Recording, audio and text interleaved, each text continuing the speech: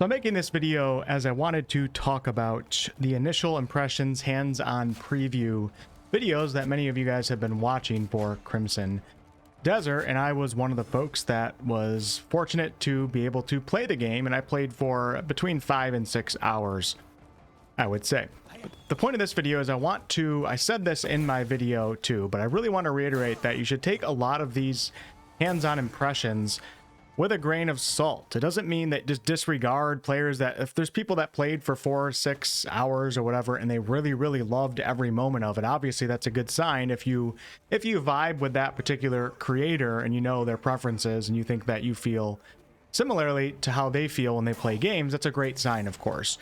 But there's so much in this game that the vast majority of us simply just didn't get to experience most of it, nor even become, let's say, competent in some of the basic game systems and mechanics. And it's not because people are stupid or they suck at games.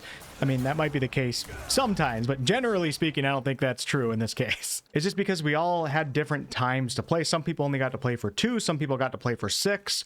Other people were able to play like throughout the day and didn't get rotated out of their spots.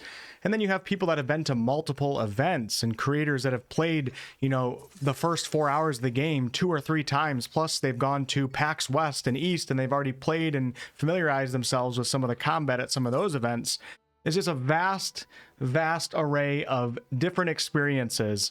And hardly anybody really had enough time to know truly what this game offers, because I genuinely do believe that this isn't a game that you should buy for a 10-hour experience. If you're going to play this game, you have to be someone who's ready for a huge open world game and willing and wanting to play for 50, 60, 70, potentially hundreds of hours if you're a completionist. That's the type of game that this is. So initial impressions wise, take everybody's initial impressions with a grain of salt, as hardly anybody actually understood what the game truly offers, maybe with the exception of a couple that got to play multiple times or whatever.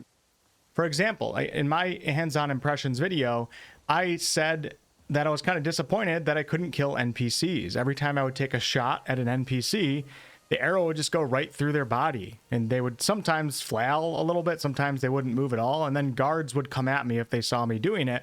But I was kind of disappointed because there's so many NPCs on the map, most of which you can't really interact with, and not being able to even, like, you know, push them or slash at them or kill them, I felt took some of the immersion out and made the world feel a little bit uninteractable, less interactive than I was hoping. But I learned later, and I can only talk about my hands-on impressions here, I do have a review code, but I learned later from somebody who played more than I did, could also just be somebody that took a different route than I did, but I talked to somebody that played more than I did, and they actually found a mask in the game.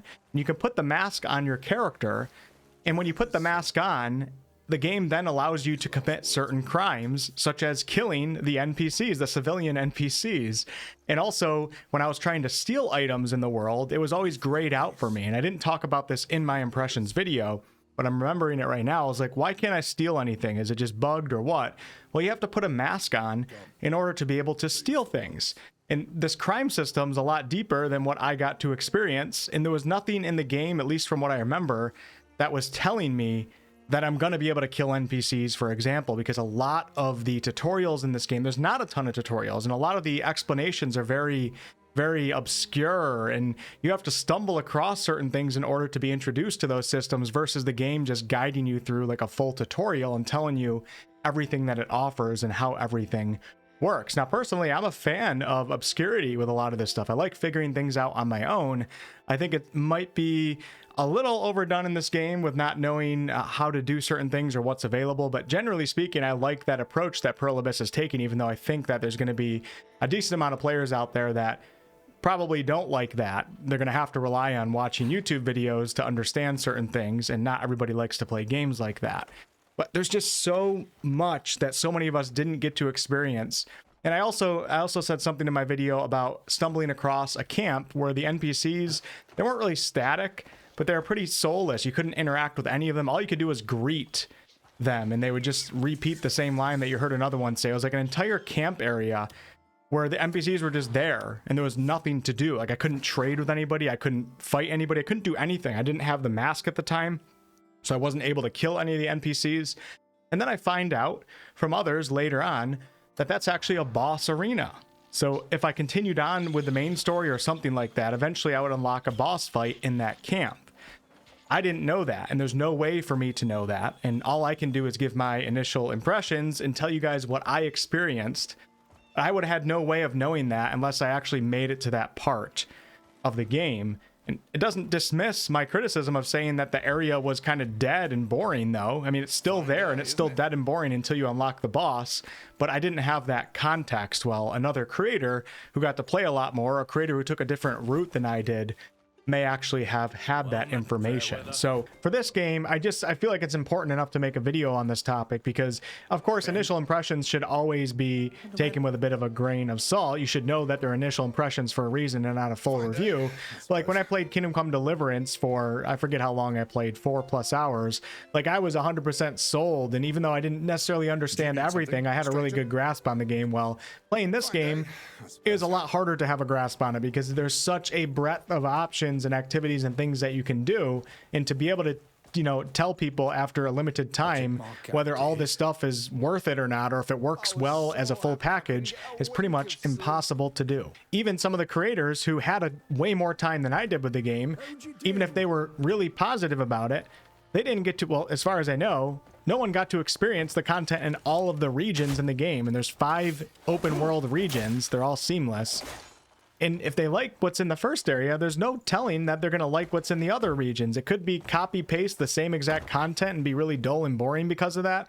Or perhaps it is similar content, but it still is exciting because it's in a different region and everything weaves together. Or perhaps some of these regions offer really unique, interesting, fun, different content, but nobody actually knows that as far as I'm aware. So even the people that do feel like they understand what the game is about as a whole package, to know if it's going to be worth your $70 whatever purchase, I don't know how much it costs, I'm assuming full price, it's just impossible to know that right now. This game is so massive, there's so many different things to do.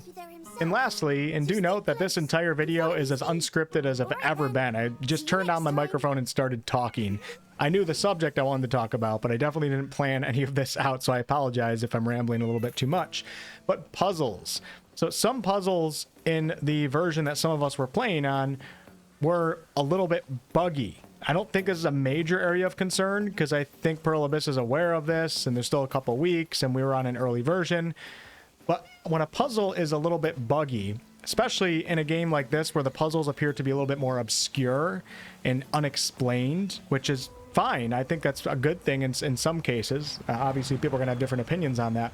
But when you add that on top of something possibly being a little bit buggy, it can equate to real frustration with the player having no idea how to solve a puzzle when maybe they actually did come across the right solution, but something was bugged.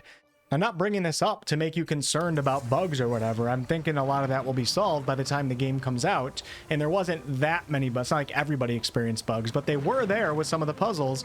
And I experienced a pretty bad one on a later load point in the game.